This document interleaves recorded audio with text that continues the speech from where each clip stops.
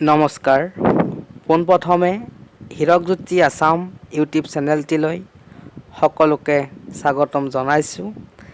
আজি এই ভিডিঅ'টোৰ মাধ্যমেৰে আঞ্চলিক ৰাজনৈতিক দলৰ গুণ আৰু দোষ অৰ্থাৎ মেৰিট আৰু ডিমেৰিট সম্পৰ্কে ক'বলৈ ওলাইছোঁ। গতিকে আহক আমি ভিডিঅ'টো আৰম্ভ কৰোঁ। ইতিমধ্যে আমি যোৱাটো ভিডিঅ'ৰ মাধ্যমেৰে আঞ্চলিক দল কি সেই সম্পৰ্কে জানিব পাৰিছোঁ আৰু এই আঞ্চলিক ৰাজনৈতিক দলসমূহৰ গুণসমূহ হ'ল আঞ্চলিক দলে নিজৰ অঞ্চলৰ উন্নতিৰ বাবে যথেষ্ট গুৰুত্ব দিব পাৰে। এই দলৰ নেতাসকলে নিজৰ অঞ্চলটোৰ লগত জড়িত সমস্যা সম্পৰ্কে জ্ঞান থকাৰ বাবে তেওঁলোকে সমস্যাসমূহৰ সমাধানৰ এক বাস্তৱসন্মত পৰামৰ্শ আগবঢ়াব পাৰে, প্ৰদান কৰিব পাৰে।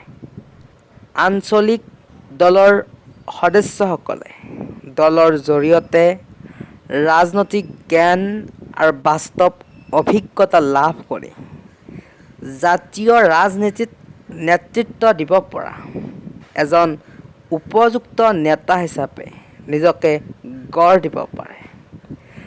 আঞ্চলিক দলে নিজৰ অঞ্চলত বাস কৰা বিভিন্ন ধৰ্ম, ভাষা, সংস্কৃতিৰ লোকসকলক একত্ৰিত কৰি আঞ্চলিক শান্তি বজাই ৰাখিব পাৰে।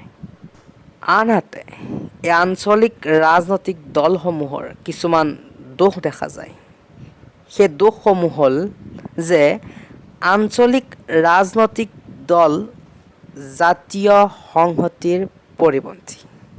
এই দলে আঞ্চলিক স্বাৰ্থৰ ওপৰতহে গুৰুত্ব প্ৰদান কৰে।